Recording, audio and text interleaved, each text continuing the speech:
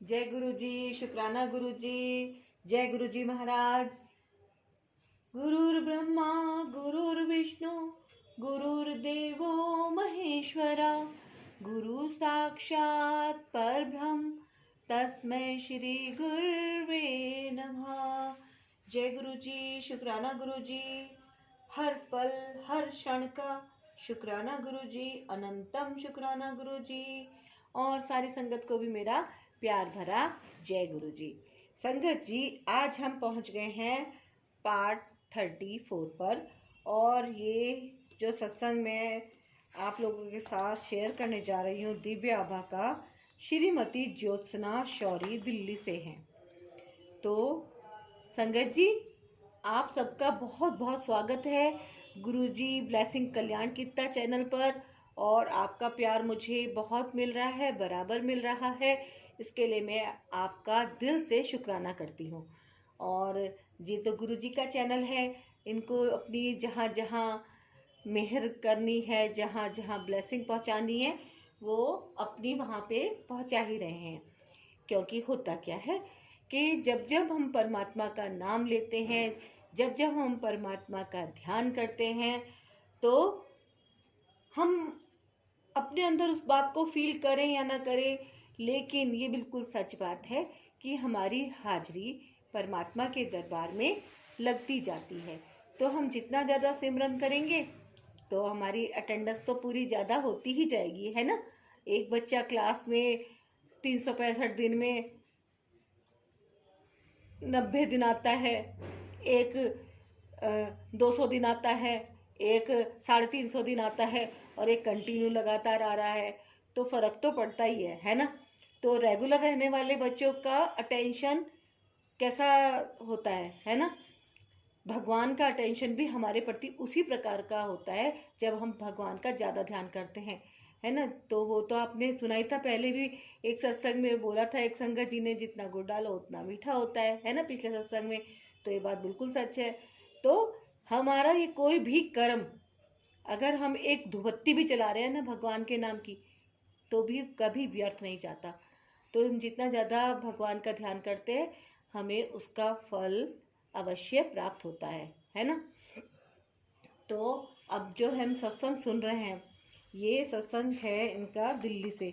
तो इसमें बहुत सारे सत्संग हैं, गुड़गांव का, दिल्ली का, नोएडा का, और देश विदेश के सत्संग भी इसमें दिव्य आभा में छपे हुए हैं। और मैं आपके सामने वो सारे लगातार पाठ कर रही हूँ। आप सभी सत्संग को जरूर सुनेगा। अगर आपके पिछले सत्संग छूट गए हैं तो आप प्रस्तावना से पार्ट 1, 2, 3, 4 पूरा जितने भी यहाँ तक हो चुके हैं आप जरूर सुनेगा। और पार्ट 8 को तो जरूर सुनना है ना। उसमें मैंने अपनी बातें बताई हैं कि कैसे गुरुजी ने मुझे सपन में दर्शन देकर दिव्य आभा पढ़ने के लिए कहा। तो उनकी मैं बहुत आभारी हूँ। और इस दिव्य आभा के माध्यम से मैं आपके प्यार की भी वो पात्र बन गई, है ना। तो आप सबका गुरुजी ब्लेसिंग कल्याण कीर्ता चैनल में बहुत बहुत स्वागत है। और अगर आप वीडियो को पहली बार देख रहे हैं तो सब्सक्राइब अवश्य कीजिएगा, है ना। और गुरुजी की ब्लेसिंग आपके साथ हमेशा रहेगी।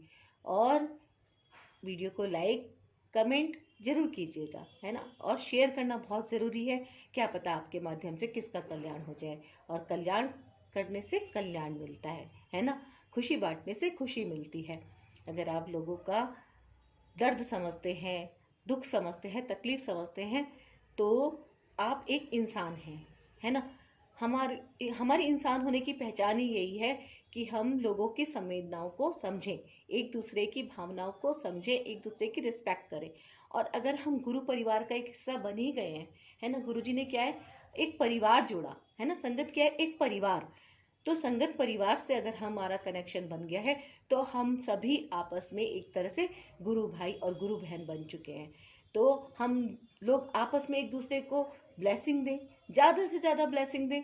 और मैं आप लोगों से भी यही, अपने लिए भी ऐसी ही रिक्वेस्ट करती हूँ कि आप भी मुझे ब्लेसिंग दें, है ना। कि मैं जो ये परिश्रम कर रही हूँ, जो ये सेवा मैं कर रही हूँ, ये ज़्यादा से ज़्यादा लोगों तक पहुँचे, ऐसी ही मेरी कामना है।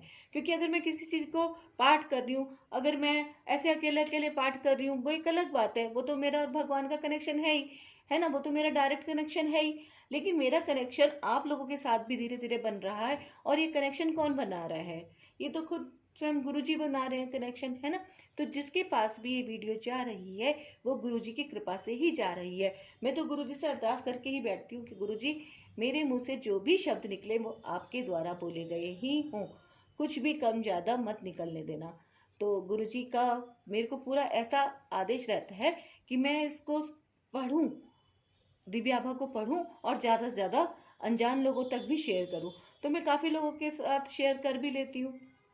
तो कल कल की ही बात है कि मुझे एक जबरदस्त ऐसा थॉट आया कि मैं पार्ट 8 को आगे आगे लोगों को रिपीट करने के लिए बोलूं कि जिसने भी नहीं सुना है वो पार्ट 8 अवश्य सुने।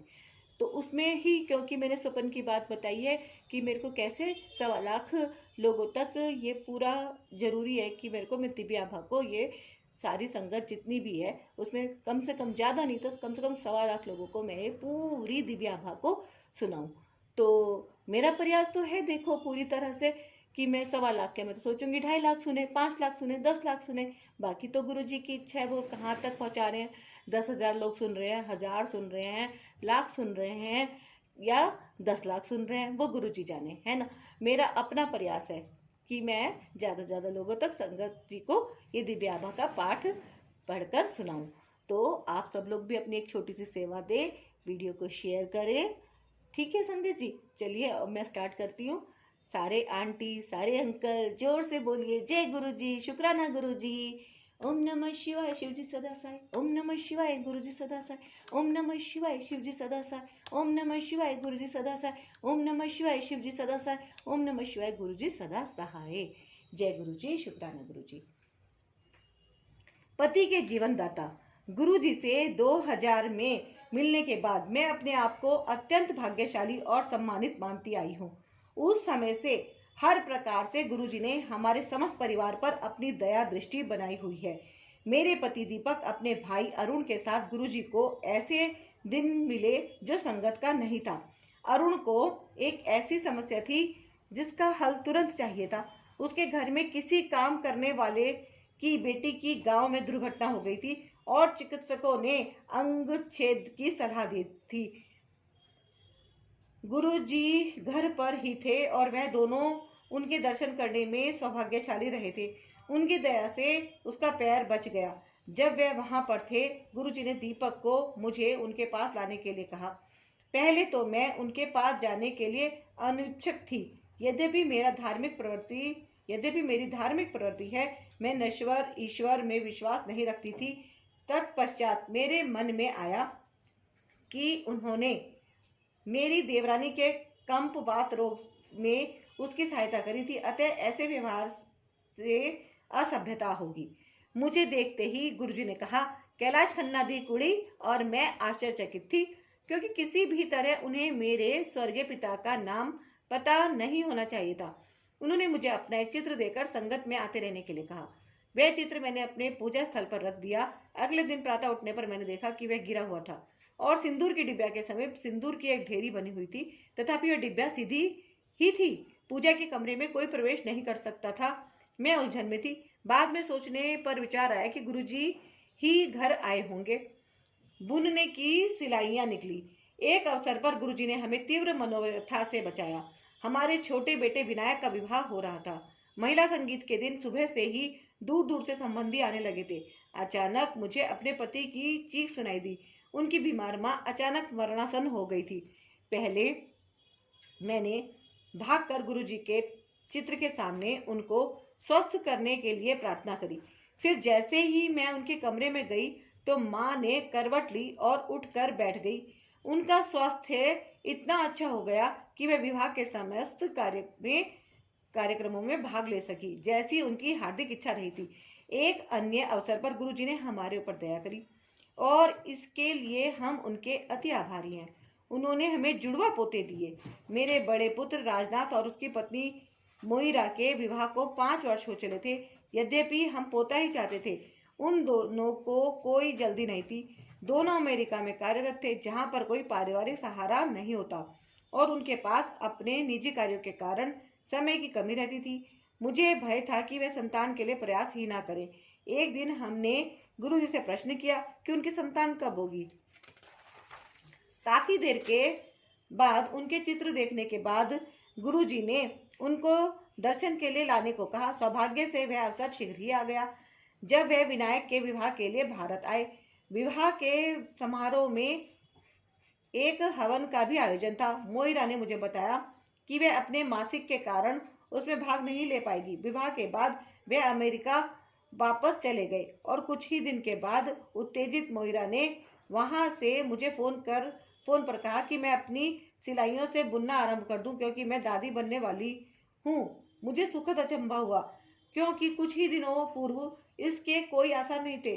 मैंने जब गुरुजी को हार्दिक धन्यवाद दिया तो उन्होंने कहा कि उन्होंने उसे जुड़वा दिए हैं। पराध्वनिक चित्रण के बाद मोइरा ने इसकी भी पुष्टि कर दी। जय गुरुजी, शुक्राना गुरुजी। पति पर कृपा वृष्टि। मेरे पति दीपक के पैर में एक घाव था जो बढ़ते बढ़ते सड़ने को होने लगा था और उनको चिकित्सालय में रहना पड़ रहा था। उपचार से वह ठीक होने लगा और अपने टखने में पट्टी बांधे हुए वह घर पर आ गए। अगले दिन प्रातः उठने पर देखा कि बिस्तरे पर बिछी हुई चादर ताजे रक्त से सनी हुई थी। पट्टी बिल्कुल साफ थी। चिकित्सक ने भी यह देखने के लिए कि कहीं और से रक्तस्राव तो नहीं हुआ है परीक्षण किया, पर सब ठीक निकला। परंतु हमें ज्ञात हो गया कि गुरुजी ने पैर में से शेष विषैले रक्त को बाहर निकाला था। गुरुजी ने मेरे पति को नया हृदय देकर जीवन दान भी दिया। दीपक की 2 धमनियां 90% बंद थी। गुरुजी को यह पूर्व ज्ञान हो गया था और उन्होंने मुझे एक विशेष दिन आने के लिए कहा था। उस दिन व्यस्त होने के कारण मैंने अगले दिन जाने का विचार कर लिया, परंतु गुरुजी को मिलने से पूर्व दीपक की छाती में बहुत पीड़ा हुई और उन्हें एस्कॉर्ट में प्रवेश कराकर उनकी आकस्मिक शल्य क्रिया करानी पड़ी। उनकी एंजियोप्लास्टी हुई और उनके हृदय में 3 स्टंट लगाए गए। चिकित्सालय में प्रतीक्षा करते हुए मेरे पुत्र, उसकी पत्नी और मुझे गुरुजी की सुगंध आई। जैसे ही दीपक शल्य क्रिया के पश्चात बाहर आए, उनको सुगंध आई पर मुझे नहीं आई। संभवतः गुरुजी उस दिन मुझे ना आने के लिए डांट रहे थे। यदि मैं गई होती तो दीपक इस कटु अनुभव से बच जाते। मैंने गुरुजी को धन्यवाद दिया और वचन दिया कि पुनः ऐसी पुनरावृत्ति नहीं होगी। यद्यपि गुरुजी ने अनेक अवसरों पर हमारे जीवन को रसमय बनाया है, यह थोड़े से ही अनुभव हैं। मैं प्रतिदिन उनसे मार्गदर्शन और परिवार को बचाने के लिए विनती करती हूँ। मैं उनकी अत्यंत आभारी हूँ और मुझे विश्वास है कि वे अवश्य सुनेंगे। मैंने कई बार उनसे प्रश्न किया है कि सबके लिए इतना करने के पश्चात आपकी क्या अभिलाषा है। वे मुस्कुराकर उत्तर देते हैं कि केवल पूरी आस्था। श्रीमती ज्योत्सना शौरी, दिल्ली से। जय गुरु जी, शुक्राना गुरु जी। तो संगत जी, आपने इनका ज्योत्सना शौरी जी का सत्संग सुना। अभी मैं इसमें नेक्स्ट भी ले लेती हूँ। ये है दीपक गुप्ता, नोएडा द्वारा। ये इनका बहुत छोटा सा ही सत्संग है। दुर्घटनाग्रस्त होते हुए गुरु जी को स्मरण किया। 2004 में जब श्री दीपक गुप्ता बड़े मंदिर में एक आयोजन की व्यवस्था में कार्यरत थे, उनको एक अन्य भक्त का फोन आया। वह उसको एक थैला देना भूल गए थे। अब उन्हें वह 10 किलोमीटर दूर छतरपुर मंदिर मोड़ पर जाकर देना था। थैला देना अति आवश्यक था। घनघोर वर्षा हो रही थी, सड़क गीली थी और दीपक 100 किलोमीटर प्रति घंटे की गति से जा रहे थे। छतरपुर मंदिर से 3-4 किलोमीटर पहले एक मोड़ पर अचानक उन्होंने देखा कि एक टेम्पो ने मार्ग अवरुद्ध किया हुआ है। ना तो उनके पास रुकने को दूरी थी, ना ही समय। दुर्घटना निश्चित थी। उन्होंने ब्रेक पर पैर लगाया, अपनी आंखें बंद की और टक्कर से पूर्व गुरुजी को स्मरण किया। धम धम धम धनाधन, और उन्होंने अपने नेत्र खोले। उनकी कार न्यूट्रल गियर में थी और उनका इंजन बंद था। टेम्पो का चालक उनको घूर रहा था। टेम्पो के दोनों ओर कार निकलने के लिए स्थान नहीं था। दीपक विस्मित थे। थैला देने के बाद वे बड़े मंदिर लौट आए। उन्होंने किसी को कार को देखने के लिए कहा क्योंकि उन्होंने टक्कर की ध्वनि सुनी थी। अचंभे की बात थी कि कार क्षतिग्रस्त नहीं हुई थी और उस पर दुर्घटना के कोई चिन्ह भी नहीं थे। यह चमत्कार ही था कि वह सुरक्षित रहे। दीपक गुप्ता, नोएडा द्वारा कथित। जय गुरु जी, शुक्राना गुरु जी। अब इसमें मैं एक सत्संग और ले रही हूँ संगत जी आज, और ये है देहरादून में गुरु कृपा भी है इसमें। देहरादून का नाम सुनते ही मैं खुश हो जाती हूँ। कर्नल सेवानिवृत्त दीप्तेंदु शेखर चटर्जी, गुड़गांव। है ना संगत जी, जब अपने सिटी का नाम आता है ना कहीं पे तो बहुत ज़्यादा खुशी होती है। तो इसीलिए मैं आप लोगों से भी रिक्वेस्ट करती हूँ कि आप लोग भी जब कमेंट करें तो गुरुजी का शुक्राना करते हुए और हो सके तो अपना सिटी अवश्य लिखें। बहुत अच्छा लगता है कि वीडियो कौन कौन देख रहा है, कहाँ से देख रहा है, और कुछ नहीं, है ना। खैर, गुरुजी संग चमत्कारी वर्ष। नवंबर 1984 में गुरुजी के संपर्क में आने के पश्चात मैं अपने आप को अति सौभाग्यशाली मानता हूँ। इस अंतराल में अब तक अनेक बार मुझे और मेरे मित्रों व परिचितों को गुरुजी का आशीष मिला है। मैं उनमें से कुछ संस्मरणों का विवरण यहाँ पर कर रहा हूँ। गुरुजी को जब मैं पहली बार मिला तो एक स्कूटर दुर्घटना में मेरी पत्नी के बाएं कंधे का अस्थिबंध टूट गया था। पता लगा कि चंडीगढ़ में एक महापुरुष रह रहे हैं जिनके पास पीजीआई जैसे विख्यात संस्थान के चिकित्सक अपने असाध्य रोगियों को भेजते रहे हैं। हम उनके पास पहुंचे। उस समय से अब तक का 22 वर्ष का समय हमने उस महापुरुष के चरणों में बिताया है। जब हम उनके पास प्रातः 4 बजे पहुंचे तो उन्होंने मेरा हाथ अपने हाथों में ले लिया। मुझे ऐसा प्रतीत हुआ कि मेरे शरीर में अमृत प्रवाह हो रहा है। गुरुजी ने मुझे बताया कि मैंने एक मुखी रुद्राक्ष धारण किया हुआ है। उन्होंने यह भी कहा कि उस पर एक शिवलिंग बना हुआ है जिसका मैंने विरोध किया। उनके कहने पर मैंने उन्हें वह रुद्राक्ष दिखाया। उन्होंने वह रुद्राक्ष अपने हाथ में लेकर उसे गंभीरता से देखने की मुद्रा बनाई और फिर मुझे उस पर शिवलिंग देखने को कहा। वास्तव में वहां एक शिवलिंग था जो उस पर आज तक है। जय गुरु जी, शुक्राना गुरु जी। मेरे लिए रुद्राक्ष उपचार। 2 वर्ष से मैं आंत्रशूल से पीड़ित था, इसमें बहुत दस्त होते हैं। गुरुजी ने मुझे पीने के लिए अमृत दिया और फिर घर जाने को कहा। उस दिन मैं अपने कार्यालय नहीं जा सका क्योंकि उस दिन मुझे 24 बार शौच जाना पड़ा। शाम को जब गुरुजी ने फोन करके मेरे स्वास्थ्य के बारे में पूछा तो मैंने उनको बताया कि मेरी स्थिति अत्यंत असहनीय है।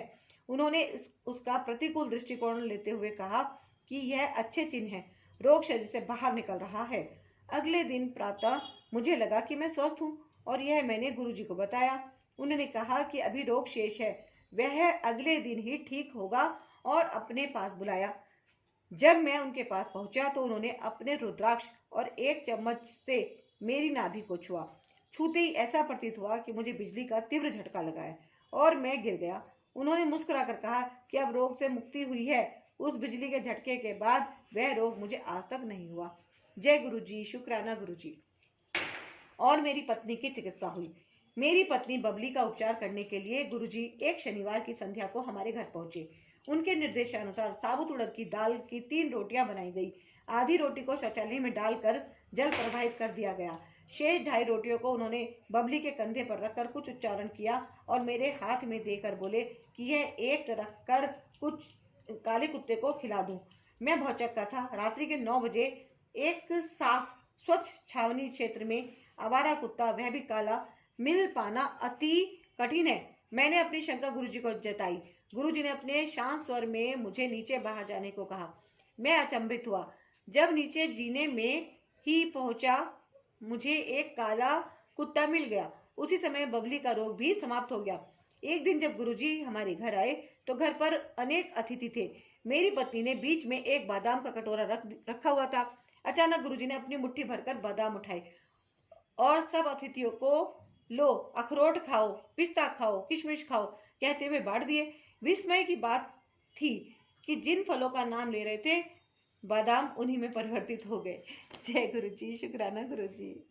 वाह। अक्षमता का निदान। मेरे एक जवान नायक आनंदन को बाधा दौड़ में पीठ पर गहरी चोट लग गई थी। जवान का उपचार तो बहुत था पर उस चोट के कारण वह सेना के सब कार्य करने में अक्षमय हो गया था। जवान का उपचार तो हुआ पर उस चोट के कारण वह सेना के सब कार्य करने में अक्षमय हो गया। उसे सैन्य सेवा से निवृत्त कर घर भेजा जा रहा था। मैं उसे प्रातः 4 बजे गुरुजी के पास ले गया और उनसे उसे स्वस्थ करने के लिए प्रार्थना करी। गुरुजी ने मुझसे प्रश्न किया कि यदि उन्होंने उसे रोग मुक्त किया तो उसके कर्म कौन समाप्त करेगा और उस अवस्था में वह अगले जन्म विकलांग रूप में जन्म लेगा। मैं विस्मित अवश्य था, पर मैंने गुरुजी से प्रार्थना करी कि वह अपने तप से उसके कर्म नष्ट कर दें। गुरुजी मुस्कुराए और उन्होंने आनंदन को लेटने को कहा। फिर उन्होंने उसे छू कर एक अति भयानक मुद्रा बना ली, जैसे वह किसी को डांट फटकार रहे हैं। नीचे लेटा हुआ आनंदन बच्चे की भांति धीरे धीरे सिसक कर रो रहा था और मैं आश्चर्यचकित था। फिर उन्होंने आनंदन को उठकर अपने शरीर पर से सब पट्टियां उतारने को कहा। उन्होंने यह भी कहा कि उसे स्वस्थ होने में समय लगेगा और तीसरे दिन उसे पुनः लेकर आऊं।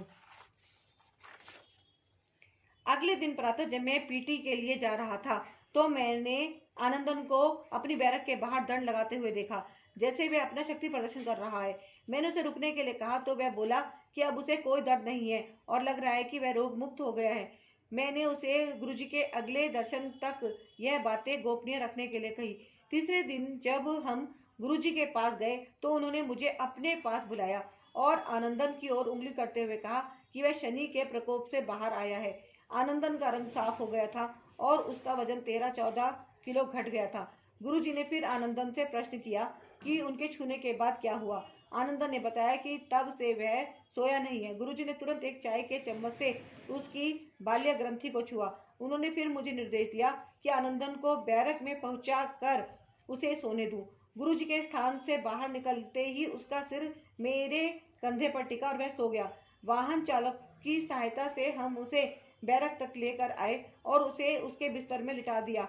आनंदन 3 दिन तक सोता रहा और पूर्णतः रोग मुक्त हो गया। तदुपरांत चिकित्सकों ने जब उसके परीक्षण किए तो उसे स्वस्थ देखकर वह आश्चर्यचकित रह गए। अब उनके पास उसे सब सैन्य सेवाओं के लिए योग्य घोषित करने के अन्यथा कोई और विकल्प नहीं था। जय गुरुजी, जय जय गुरुजी, शुक्राना गुरुजी, अनंतम शुक्राना गुरुजी। संगत जी, जब मैं इस दिव्य आभा को पढ़ती हूँ और ऐसा मेरे फील करती हूँ कि वास्तव में जब गुरुजी साक्षात थे विराजमान, पूरा फेस टू फेस हम उन्हें, मतलब जो भी संगत रही होगी वो उनको देख सकती थी, छू सकती थी। और देखो कितना अद्भुत नज़ारा है कि सब कुछ उन्होंने पहले से कैसे कैसे बता दिया कि अगर मैंने इनको ठीक कर दिया तो इनके अगले जन्म में विकलांग होंगे, यानी कि उनके बहुत ही भयंकर कर्म वैसे रहे होंगे जिससे उन्हें इतनी कष्टदायक स्थिति का सामना करना पड़ा, है ना।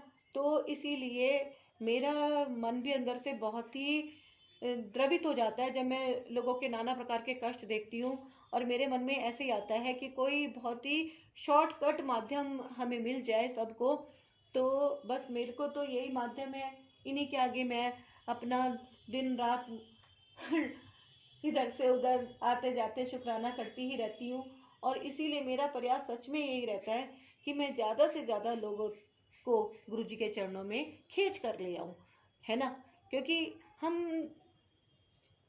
वैसे तो गुरुजी की मर्जी होती है कि संगत तो वो अपनी तरफ से चुनते ही हैं, लेकिन फिर भी कोई ना कोई एक माध्यम जरूर बनता है ना। तो माध्यम तो कोई भी हो सकता है और प्रयास अगर हम करेंगे तो वो प्रयास करने का जो थॉट आ रहा है हमारे अंदर, वो भी कहाँ से आ रहा है, वो गुरुजी तो डाल रहे हैं, और कौन डाल रहा है ना। जब सब कुछ करने वाले वही हैं तो फिर वही डाल रहे हैं थॉट भी। तो आप देखिए कि दिव्य आभा में कितने प्यारे प्यारे सत्संग हैं। इनको पढ़कर सुनकर हमें कितना अच्छा फील होता है। बिल्कुल लगता है ना कि हाँ, ये परमात्मा ने इतना कुछ एकदम लोगों को ब्लेस करा कि उनके सारे कष्ट दूर हुए, है ना। तो जितने भी हुए सारे हुए, 90% हुए, 80% हुए, वो तो यही जानते हैं, है ना। तो हम भी अपने परमात्मा का ध्यान करें ज़्यादा से ज़्यादा, ऐसी ही हमारी कोशिशें होनी चाहिए। तो नेक्स्ट यही है, अभी इनका ही चल रहा है सत्संग, इनका थोड़ा सत्संग है। हाँ जी, कर्नल जी है गुड़गांव से, दीप्तेंदु शेखर चटर्जी, इन्हीं का चल रहा है। मृत पत्नी से संपर्क। कर्नल DRP चौधरी विधुर थे और चंडी मंदिर में हमारे घर के सामने रहते थे। एक दिन गुरुजी उनके घर गए और एक चित्र को देखकर उसके बारे में पूछा। कर्नल चौधरी ने कहा कि वह उनकी मृत पत्नी का है, जिसे भाग्य ने उनसे सदा सदा के लिए दूर कर दिया है। गुरुजी बोले कि वह तो यहीं पर है और क्या वह देखना चाहेंगे। हम असमंजस में थे। फिर उन्होंने अपना एक हाथ उठाया और हिलाया। अचानक वह चित्र हिलने लगा। फिर वह मेज जिस पर चित्र रखा हुआ था, उसके बाद एक एक करके उस कमरे की सब वस्तुएं, अलमारी, बिस्तर, सब कुछ, केवल भूमि को छोड़कर। फिर धीरे धीरे सब शांत हो गया। गुरुजी पुनः बोले कि वह उन्हें और अपने पुत्र को छोड़कर कहीं नहीं जा सकती, वह तो इधर ही है। जय गुरु जी। उसे मारने की आवश्यकता नहीं है। एक शाम को गुरुजी हमारे घर पर आए थे। उस संगत में पास पास के कई लोग भी आए हुए थे। कर्नल चौधरी मेरे से अकेले में बात करना चाह रहे थे। दूसरे कमरे में जाने पर बोले कि उन्होंने अपने पुत्र टिल्तू को जब गुरुजी के पास आकर आशीर्वाद लेने के लिए कहा, तो उसने उत्तर दिया कि संतों के पास जाने की आयु तो उनकी है, वह तो संगीत सुनना चाहता है। इस बात पर कर्नल चौधरी को क्रोध आ गया और उन्होंने उसे चाटा मार दिया। वे चाह रहे थे कि मैं जाकर उसे समझाऊं। मैंने उत्तर दिया कि स्थिति को थोड़ा शांत होने देते हैं, उसके बाद मैं उसे समझाऊंगा। उसके बाद हम गुरुजी के चरणों में आकर बैठ गए, जैसे कुछ हुआ ही ना हो। गुरुजी ने कर्नल चौधरी की ओर देखा और बोले कि अब पुत्र बड़ा हो गया है, उसे मारने की क्या आवश्यकता थी। उसी क्षण टिल्तू ने कमरे में प्रवेश करके गुरुजी के चरण स्पर्श किए। जय गुरु जी। बौद्धिक क्रीड़ाएं क्रीड़ाएं पहले गुरुजी अमृत बांटा करते थे। प्रत्येक भक्त को एक गिलास मिलता था और मैं अपने भाग का एक गिलास पी चुका था। उस दिन मैं गुरुजी के निकट बैठा हुआ था। अचानक मेरे मन में विचार उत्पन्न हुआ कि यदि गुरुजी मुझे एक गिलास और दे तो निश्चित हो जाएगा कि वे मेरे मन की बात पढ़ रहे हैं। उस समय गुरुजी किसी और को गिलास दे रहे थे। वे रुके और उन्होंने वह गिलास मुझे थमा दिया। 15 मिनट उपरांत मैंने संयोग सोचकर यह विचार मन से त्याग दिया। अब मेरे मन में आया कि यदि वह मुझे तीसरा गिलास दे तो मुझे विश्वास हो जाएगा कि वे मेरे मन के भाव जान सकते हैं। वे उसी समय रुके और मेरी ओर देखकर बोले कि लो, यह गिलास तुम स्वयं ही पियो। पहले गुरुजी को कोई स्पर्श नहीं कर सकता था। भक्त दूर से ही प्रणाम करते थे। एक बार जब मैं उनके पास बैठा हुआ था, मेरे मन में विचार आया कि मैं उनसे मिलकर अति भाग्यशाली हूँ। पर कितना अच्छा हो यदि गुरुजी मुझे अपने चरण स्पर्श करने दे। उन्होंने उसी क्षण मेरी ओर देखा। अगले दिन दोपहर को वह हमारे घर आए और बिस्तर पर लेटने की इच्छा प्रकट करी। प्रसन्नतापूर्वक मैं उनको अंदर शयन कक्ष में ले गया। उन्होंने लेट कर प्रश्न किया कि क्या घर में घी होगा। मेरे हामी भरने पर उन्होंने मुझे उससे अपने पैर की मालिश करने को कहा। उस समय तक मैं पिछले दिन की मनोकामनाओं को भूल चुका था। आधा घंटा बाद उन्होंने पूछा कि क्या वह जा सकता है। तब मुझे आभास हुआ कि वह केवल मेरी इच्छा पूर्ति करने आए थे। जय गुरु जी। 42 वर्ष में 2020 की दृष्टि। उस समय मैं 42 वर्ष के आसपास होऊंगा जब मुझे निकट की वस्तुएं धुंधली दिखने लगी। मैंने गुरुजी से अपनी दृष्टि ठीक करने की को निवेदन किया, तो वह बोले कि यह तो आयु के साथ होता ही है। पर मैंने पुनः उनसे अपनी दृष्टि ठीक करने पर आग्रह किया। मुस्कुराकर उन्होंने मुझे लेटने के लिए कहा। उन्होंने मेरी आंख के पास पहले माचिस की तीली जलाई और फिर एक चाय के चम्मच में जल लेकर मंत्रोच्चारण करते हुए वह मेरी आंख में डाल दिया। तुरंत ही मुझे सब साफ दिखाई देने लगा। उन्होंने कहा कि अब 2 वर्ष तक मुझे कोई कठिनाई नहीं होगी, पर उसके बाद प्रकृति अपना कार्य पुनः आरंभ कर देगी। उसके बाद मेरा स्थानांतरण गुवाहाटी हो गया। एक दिन फिर मुझे निकट का धुंधला दिखने लगा। मैंने वह डायरी जिसमें गुरुजी द्वारा उपचार की तिथि लिखी हुई थी खोल कर देखी, तो वह ठीक 2 वर्ष पूर्व की थी। जय गुरु जी। संभाषण जो मेरे रिश्तेदार ने नहीं दिया। जब हम चंडी मंदिर में रहते थे, एक दिन मेरे साधु ने, जो समूह के सामने बोलने से कतराते थे, रांची से फोन किया कि हम गुरुजी से निवेदन करके उनके द्वारा सैन्य अधिकारियों को दिए जाने वाले भाषण को रद्द करवा दें। हम उनका चित्र लेकर गुरुजी के पास प्रातः 4 बजे पहुंचे। गुरुजी के कमरे में प्रवेश करते ही उन्होंने मुस्कुराकर कहा कि क्या मुझे अपने साधु का फोन आया है। वह कायर, उसे क्या चाहिए। जब हमने उन्हें समस्या बताई तो उन्होंने हमें बैठने को कहा और अपने अन्य कार्य करने लगे। समय बीत रहा था तो हमने उनसे पुनः कुछ करने की विनती करी, पर उन्होंने हमें प्रतीक्षा करने को कहा। अचानक 8:05 पर उन्होंने उसका चित्र मांगा और उस पर अपनी उंगलियां फेरने के बाद कहा कि उन्होंने समस्या को अंतरिम कर दिया है और अब वह भाषण एक ऐसा व्यक्ति देगा जो हिंदू नहीं है। उस शाम को मेरे साधु ने फोन पर बताया कि संभाषण अब एक मुस्लिम अधिकारी देगा। जब हमने उनसे पूछा कि यह निर्णय कब लिया गया तो उसने कहा कि प्रातः 8:05 पर। जय गुरु जी। उपचार नजले से असामान्य रोगों का।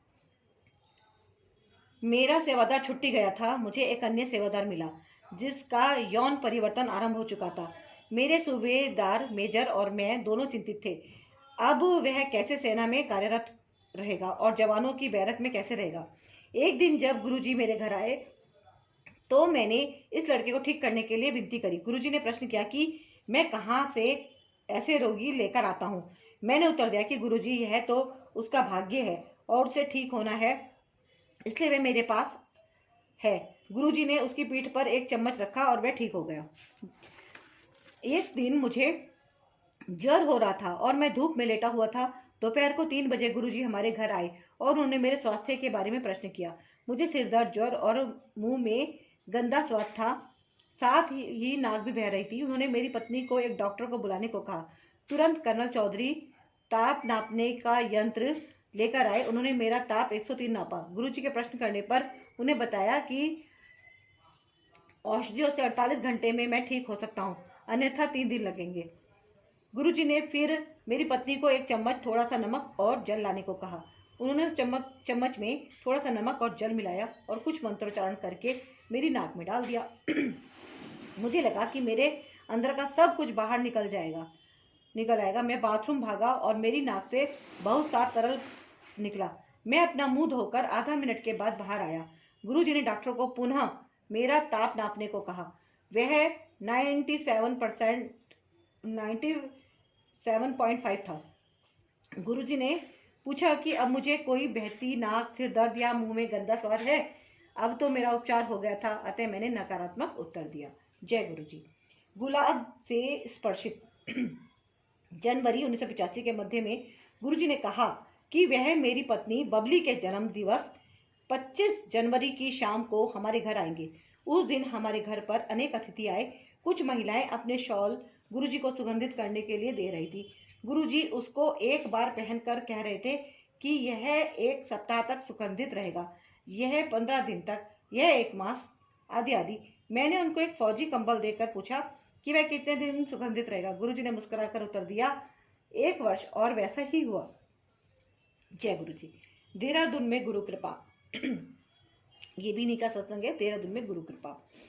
मैं देहरादून में था और पिछले 3 वर्ष से गुरुजी से कोई संपर्क नहीं था। अचानक एक रात को मेरे कान में अत्यधिक दर्द हुआ और मेरे कान के पर्दे फट गए। अगले दिन प्रातः जब मैं कर्ण, नासिका और कंठ विशेषज्ञों के पास गया तो परीक्षण करके उन्होंने कहा कि मेरे दोनों कान क्षतिग्रस्त हो चुके हैं क्योंकि मैं सुन नहीं सकता था। उन्होंने यह मुझे लिख कर बताया। उन्होंने कहा कि सेना के चिकित्सक कान के नए पर्दे लगाने के लिए शल्य चिकित्सा कर सकते हैं, पर इनकी सफलता केवल 5% ही होती है। अतः मुझे मानसिक रूप से सेना से निवृत्त होकर घर जाने के लिए तत्पर रहना चाहिए।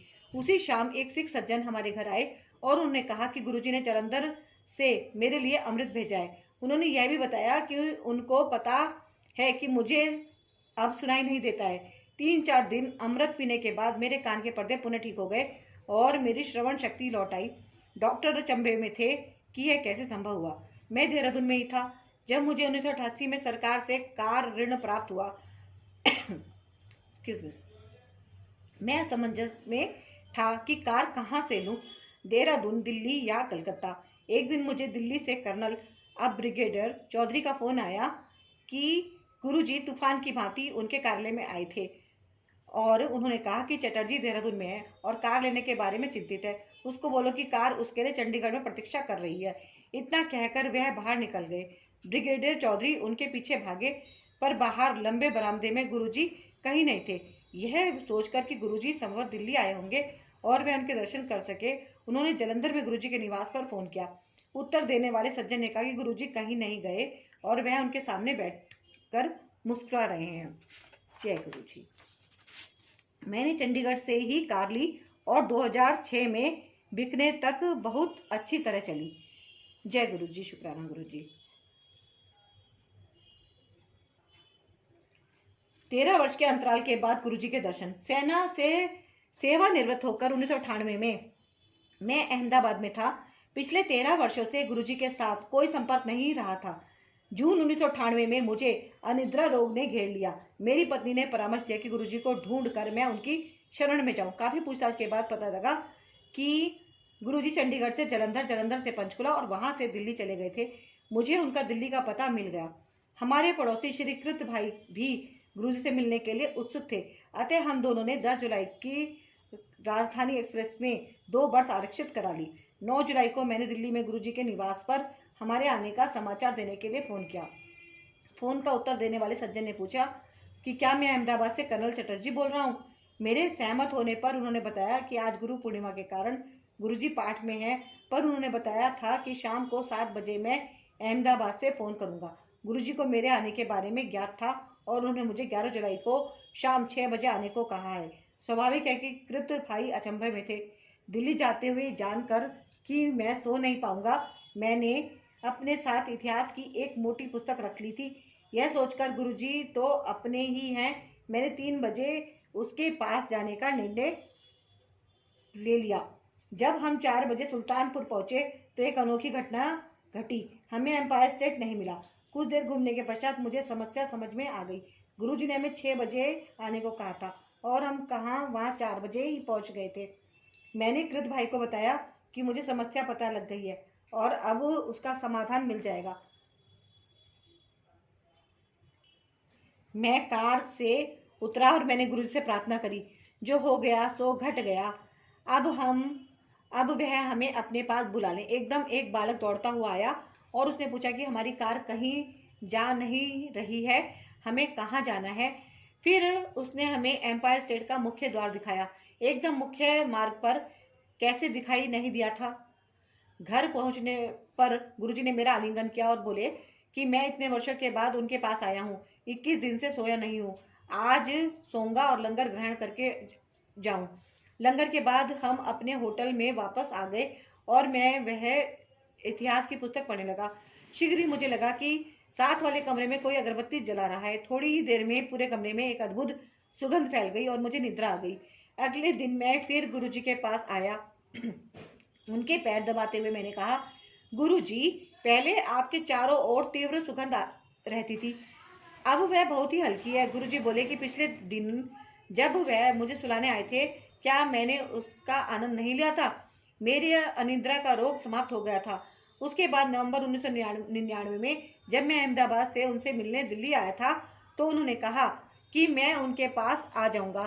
सीमेंस में अपने साक्षात्कार से एक दिन पहले मैं गुरुजी से मिला और उनको इसका समाचार दिया। वे बोले कि मेरा चयन हो चुका है और उन्होंने मेरी आय भी बता दी। मुझे उतना ही प्राप्त हुआ। जय गुरुजी, शुक्राना गुरुजी। लंगर और प्रसाद से चिकित्सा। 2006 में कुछ मास से मेरी दाहिने हाथ की अंगूठी वाली उंगली मुड़ नहीं रही थी। चिकित्सकों के अनुसार अस्थिरज्जु सूख गया था और उसका कोई उपचार संभव नहीं था। उन्होंने मुझे दर्दनाशक औषधियां लेने का परामर्श दिया। जब मैंने इस बारे में गुरुजी को बताया तो उन्होंने मुझे अपनी सब अंगूठियां उतारने को कहा। अगले दिन उसमें वेदना समाप्त हो गई, पर बाएं हाथ की वही उंगली दर्द करने लगी। कुछ दिनों के पश्चात जब मैंने गुरुजी को बताया तो उन्होंने मुझे गर्म जल में उंगली डालने को कहा। यह सोचकर कि इससे उपचार नहीं हो पाएगा, मैंने उनसे पुनः निवेदन किया। उन्होंने मुझे लंगर खाने को कहा। 3 दिन लंगर खाने के बाद उस उंगली में कोई कष्ट नहीं बचा। 2000 में एक दिन प्रातः उठने पर मुझे आभास हुआ कि मेरे बाएं हाथ में कोई अनुभूति नहीं है और मैं उसे हिला नहीं सकता था। मुझे पक्षाघात हो गया था।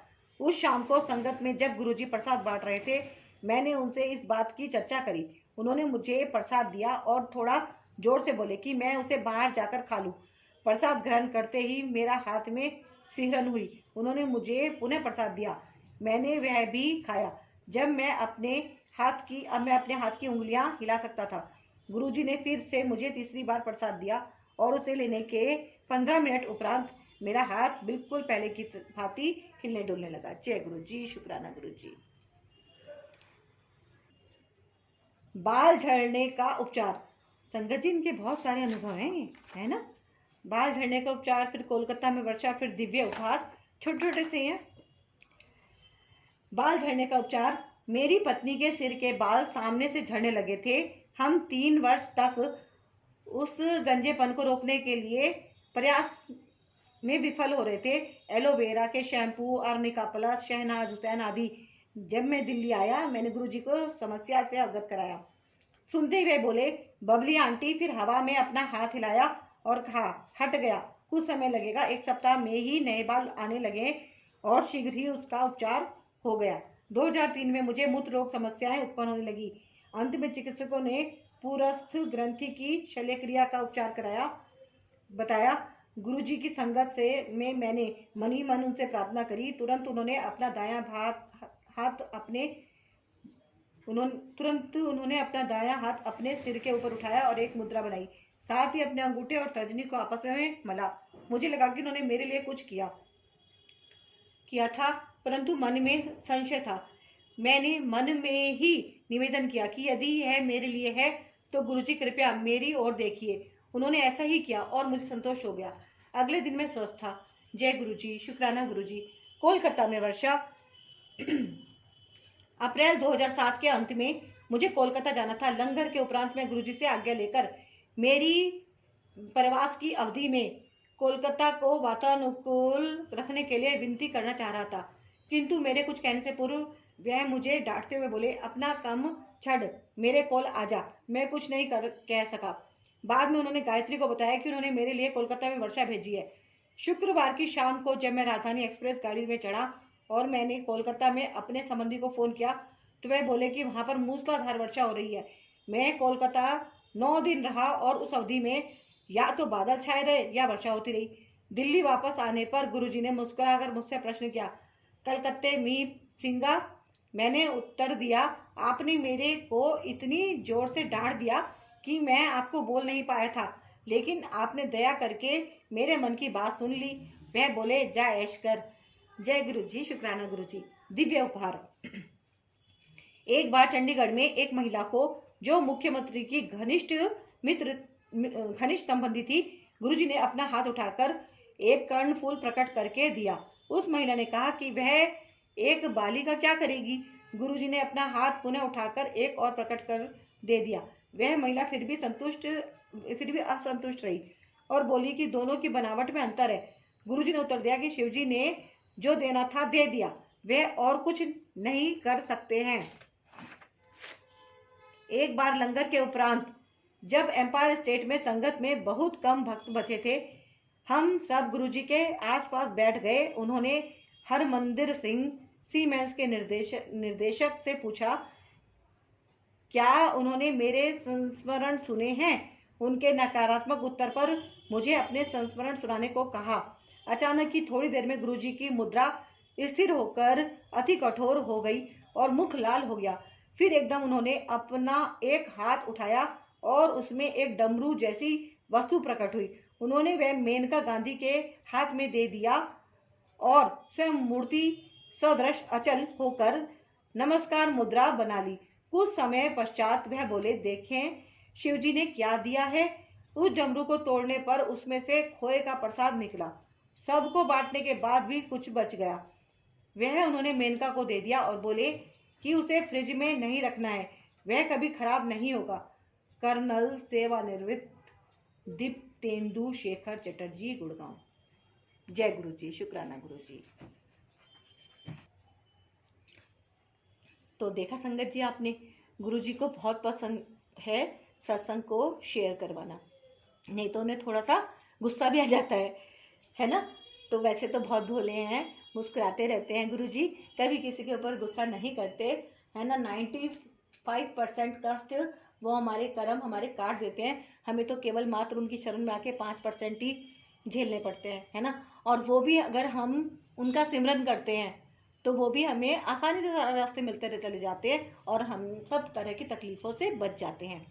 तो आपने ये कर्नल सेवानिवृत्त हो चुके ये दीप्तेंदु शेखर चटर्जी, गुड़गांव से, इनका काफ़ी सारे सत्संग इनके रहे और देखो कितना अच्छा लगा, है ना। बाल भी आ गए, कोलकाता में बारिश भी हो गई, तो इनकी बीमारियां कितनी सारी दूर हुई, है ना।